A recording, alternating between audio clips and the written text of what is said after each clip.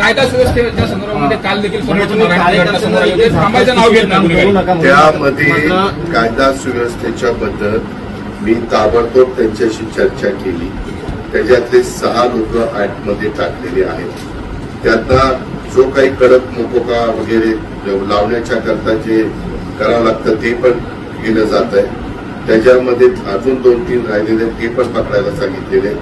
आता हे करण्याच्या मागे काय कारण घडलेले त्याच्याही खोलात जायला सांगितलेलं आहे. अशा पद्धतीनं जे वागतात त्यांना जात पात धर्म काही नसतो. ही विकृती आहे, ही गुंड प्रवृत्ती आहे. ती आपण खेचलीच पाहिजे. तिच्यावर एक वकूफ बसवलाच पाहिजे.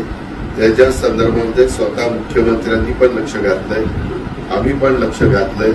काही सूचना पण जिल्हा पोलीस प्रमुखांना दिलेल्या आहेत.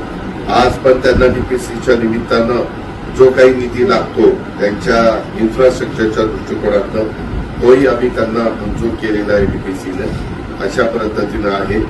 आणि ती तशा प्रकारची घटना घडायच्या आधी देखील काय घडलेलं आहे, कुणी काही केलंय का, त्याही खोलामध्ये जाऊन इतंभूत माहिती मिळवण्याचं काम चाललेलं आहे.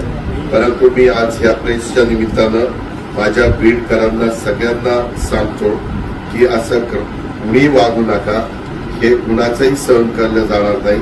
तो सत्ताधारी पक्षाचा कार्यकर्ता असो, विरोधी पक्षाचा असू दो किंवा कुठल्या राजकीय पक्षाशी संबंधित नसलेला असला तरी कुणी असं जर काम करून कायदा हातात घेण्याचा प्रयत्न केला तर त्याला त्याचं जबरदस्त शासन मिळेल आणि त्याच्यामध्ये त्याला मकोका लावण्याच्या बद्दलची पण कार्यवाही नियमामध्ये, घटनेमध्ये, कायद्यामध्ये बसून केली जाईल.